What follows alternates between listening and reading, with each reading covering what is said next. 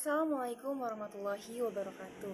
Saya Firdastri Kemala dengan NIM 11166256160. Pada video kali ini saya akan memaparkan mengenai pemetaan keterampilan. Perjalanan ini bukan tentang menjadi tokoh utama, tapi tentang menyadari bahwa perubahan bisa lahir. Setiap komunitas punya potensi untuk berkembang, tapi kadang yang dibutuhkan bukan bantuan, melainkan teman seperjalanan. Dan disinilah peran seorang fasilitator masyarakat dimulai. Perjalanan ini bukan tentang menjadi tokoh utama, tapi tentang menyadari bahwa perubahan bisa lahir. Ketika seseorang hadir untuk mendampingi, bukan menggantikan. Dengan bekal keterampilan dasar seperti kepemimpinan, kolaborasi, dan penguasaan teknologi sederhana, seorang calon fasilitator mulai memahami satu hal penting, bahwa menjadi fasilitator bukan hanya soal hadir di lapangan, tapi juga tentang bagaimana berkomunikasi dengan empati, memecahkan masalah bersama, dan mengelola program yang menyentuh kebutuhan nyata warga. Untuk itu, proses pelatihan menjadi langkah awal yang penting. Mereka belajar melalui workshop, training of trainer, hingga pembelajaran mandiri.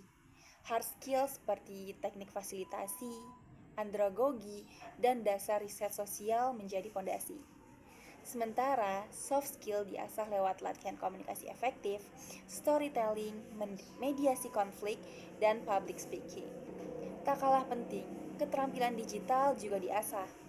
Dari mengikuti kursus online, membuat survei digital, hingga mengelola informasi melalui media sosial. Karena hari ini fasilitator juga bisa menjembatani warga dengan dunia digital yang terus berkembang. Tapi fasilitator tidak berhenti di pelatihan. Di lapangan, mereka terus berinovasi. Mereka membuat Google Formulir untuk memetakan kebutuhan warga. Mereka merancang konten edukatif yang mudah dipahami. Mereka membangun forum kolaboratif, tempat warga bisa berdiskusi, berbagi gagasan, dan saling belajar. Lebih dari itu, fasilitator juga mengajarkan warga cara menggunakan aplikasi sederhana agar mereka tidak menjadi penerima informasi, tetapi juga bisa menjadi pengelola pengetahuan dan pelaku perubahan. Perlahan, dampaknya mulai terasa. Warga menjadi lebih aktif, terlibat dalam kegiatan komunitas. Mereka mulai terbiasa berdiskusi, berbeda pendapat, lalu mencari solusi bersama. Keterampilan menyelesaikan konflik meningkat. Dan yang paling membanggakan, literasi digital warga ikut tumbuh.